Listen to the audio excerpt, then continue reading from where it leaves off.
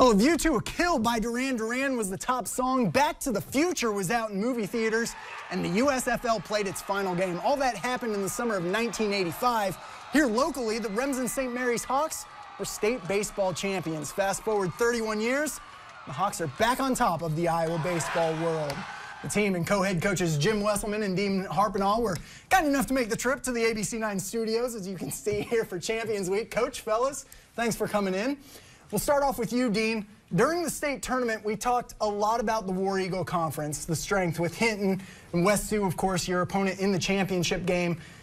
How much did that conference play help you on this run, the night-in, night-out battles? Well, I think that helped us quite a bit. You know, you throw Akron Westfield in there; they're a very formidable team. Hinton, and obviously, and you know, we had to face some pretty tough pitching, and you know, at night in and night out, we came to play, so we knew we had a chance.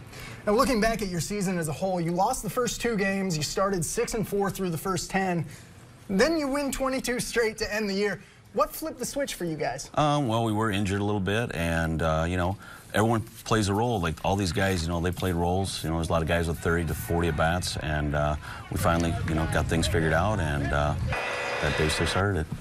We move our way down the bench now to senior catcher Brady Harpenall, 2016 All-State Super Team selection, one of 2 Class 1A players to earn that honor. Back to the title game, West Sioux had your number twice during the regular season, a very good team. What did it mean to break through on the biggest stage like that? You know, they're a great team, but the coaches kept telling us, you know, it's tough to beat a team 3 times, so we just believed in ourselves, and we were able to come out on top. Now, you've been a 5-year player for this team, made a few trips to Des Moines in that span, but this one's your first state championship in your last game. What's that mean to go out like that as a Hawk? It's the best way you could go out. Ending your season with a dog pile, you just can't beat it. It was a lot of fun for all of us. I was told also that you were a little abusive to the man on your left there at that dog pile. Tell me a little bit about that. I had to make sure it was real, it wasn't a dream. I didn't leave any bruises, so I think he's good. Connor, is your head okay after that? It's fine. Yeah, all right. Now, at the end of the desk, we find Connor Clark. Couldn't damage it, right? No, can't damage it. The MVP of the 1A state championship game. You were on the mound for the final out of that game. What's going through your mind on that last play, that grounder to short? I was just hoping Short could make the play, and he showed why he's our starting shortstop, because he made a really tough play.